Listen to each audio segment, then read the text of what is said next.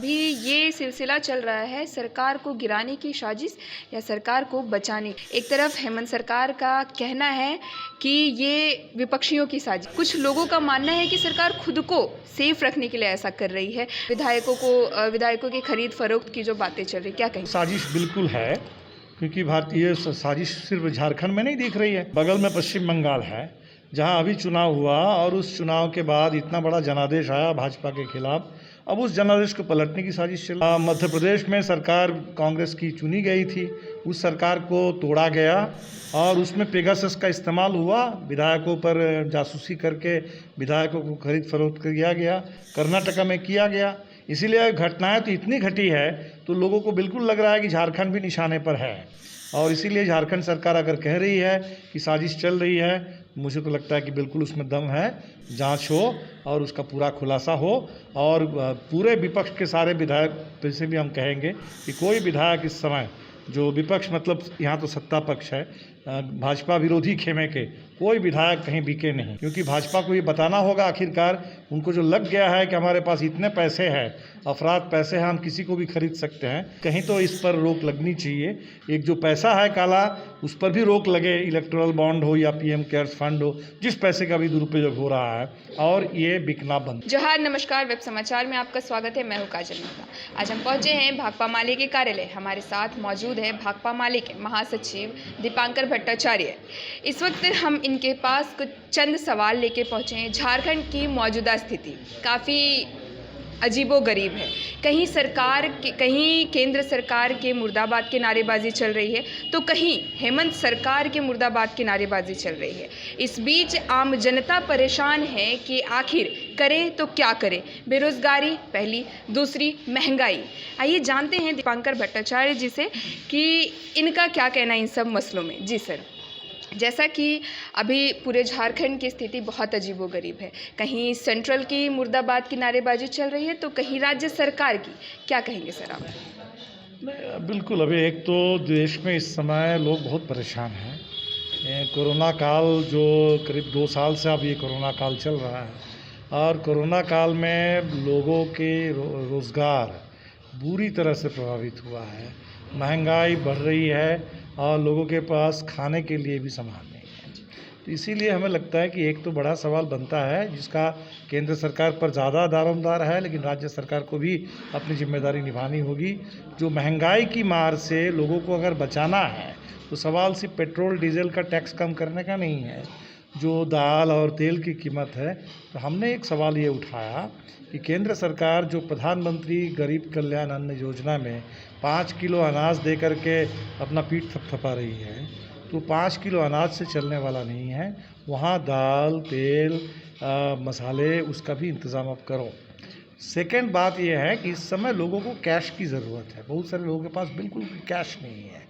और ये जो बातें होती थी कि पहले जन धन खाता हमने खुलवा दिया, खाते में पैसा भेजा जाएगा, तो यही वक्त है जिस समय लोगों को सख्त आवश्यकता है।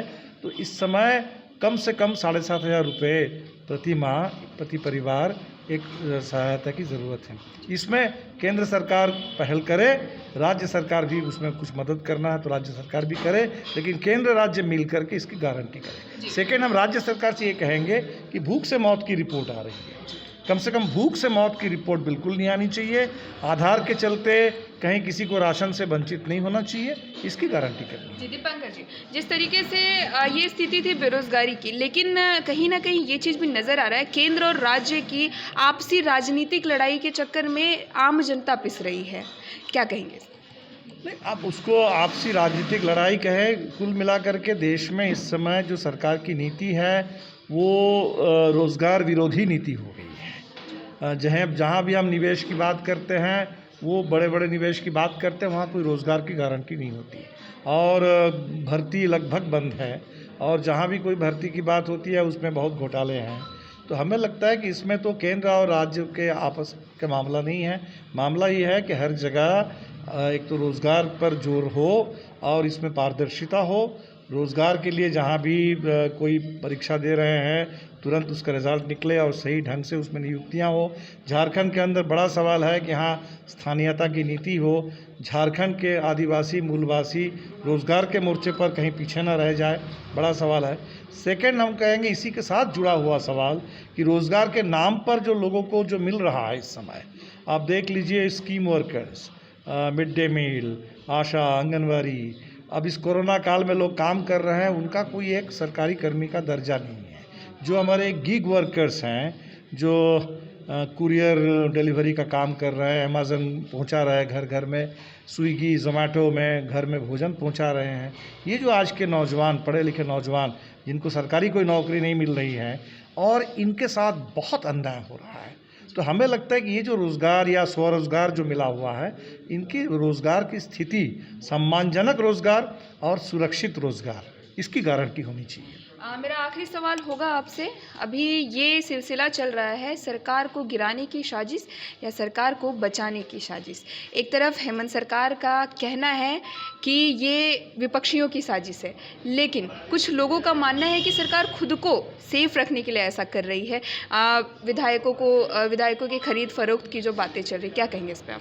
नहीं, हमें तो नहीं लगता है, ये तो साजिश बिल्कुल है, क्योंकि भारतीय साजिश सिर्फ झारखंड में नहीं दिख रही है, बगल में पश्चिम बंगाल है जहां अभी चुनाव हुआ और उस चुनाव के बाद इतना बड़ा जनादेश आया भाजपा के खिलाफ, अब उस जनादेश को पलटने की साजिश चल रही है।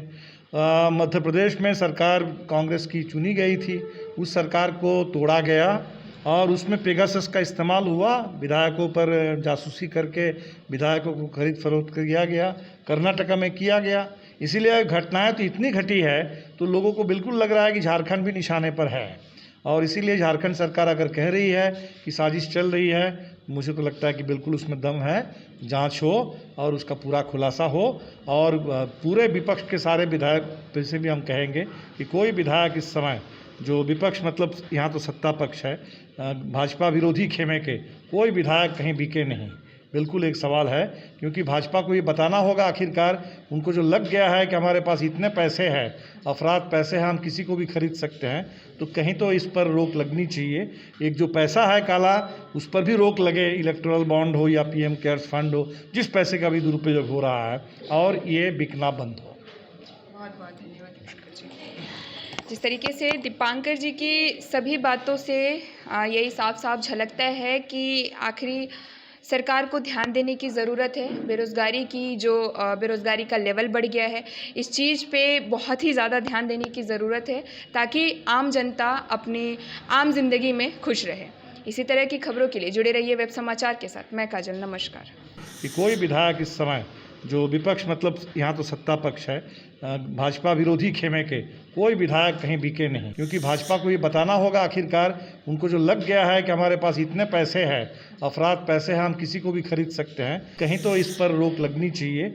एक जो पैसा है काला, उस पर भी रोक लगे, इलेक्टोरल बॉन्ड हो या पीएम केयर्स फंड हो, जिस पैसे का भी दुरुपयोग हो रहा है, और ये बिकना बंद हो।